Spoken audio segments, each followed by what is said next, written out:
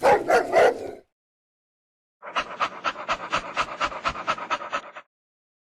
everyone, this is A-Rod coming to you from Canine Wizard TV presented by Olive Branch Canine.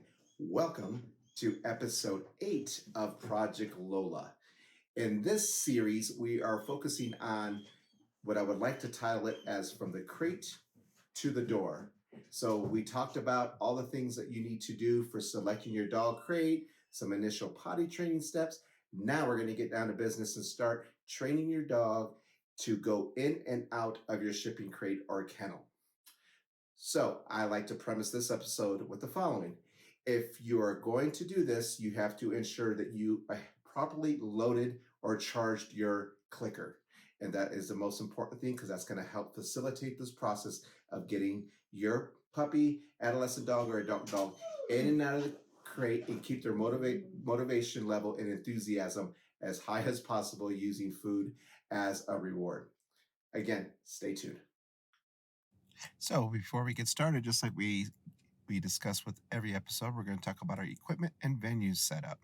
Just remember you have an area that is clear of any distractions. That includes anything on the ground or floor that can present a distraction for your adolescent, adult, or puppy when we're doing these repetitions. Also, you want to ensure that you have your treat pouch or a way to distribute your food and your clicker and your crate. It's okay if you have the crate door open. That's what we want to do, or the crate door off for these initial repetitions. All right, let's go ahead and get started. These initial repetitions are just going to be quick clicks and pay. You're going to hold the morsel or food in your hand, and you're going to lure into the crate. You're not going to allow the puppy or dog to actually access the food in your hand until you have the click, 1.5 seconds, and then you're going to allow them to access the food. Again, you want to have a high frequency of repetitions of luring in. As soon as the puppy or dog breaks that threshold, you're clicking, so it marks that moment, and then you're paying. And then eventually you can start creating a little bit of distance, but there's no verbal command right now or verbal cue. It is all just lure. Puppy goes in, you click, and you pay. They come back out. Now I'm starting these with target using my target hand for these. So she already knows how to target my hand. She understands to be successful to follow my hand, and we did that in previous episodes. We reinforced why that hand was important to do some repetitions on that.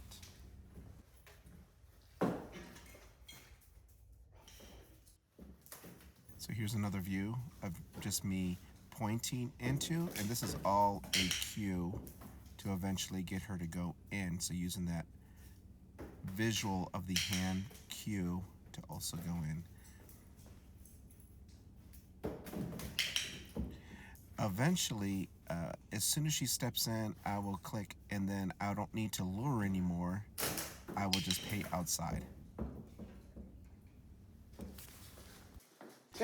As we begin to have a high frequency of repetitions of her going in and out, and with good marks and just straight line, just fighting to get to there because she knows where she needs to be successful, I will start adding the verbal cue and combining the verbal and the hand presentation, the hand command. As you can see, she has a lot of energy and enthusiasm. As she goes in, she turns around and looks right at us. And that's what we want. We want that encouraging behavior of her going in, of your puppy or dog going in and turning around and just waiting. Like anticipation of when that mark comes and then when the food is going to be distributed.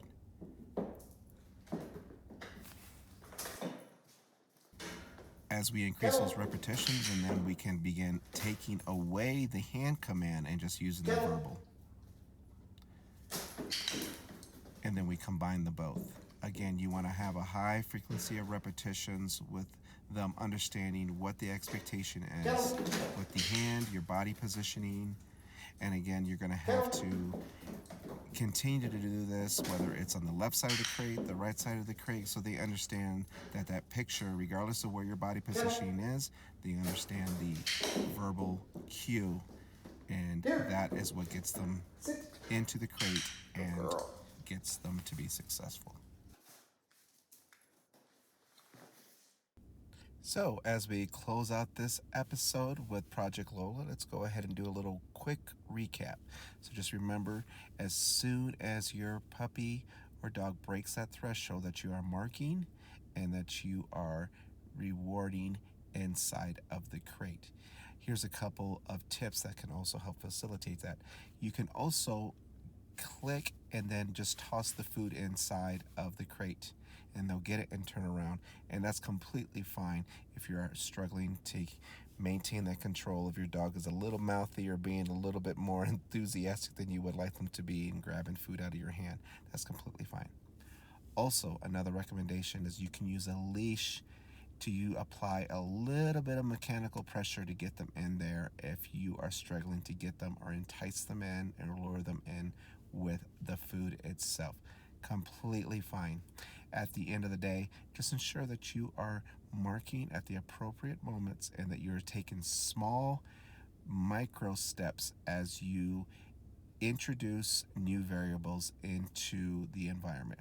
This includes changing your body positioning, creating distance, but also every time you do that, ensure that you are combining the both verbal and visual cue with your hand. That will help as you start introducing some new variables. This is A-Rod coming to you from Canine Wizard TV, presented by Olive Branch Canine. God bless.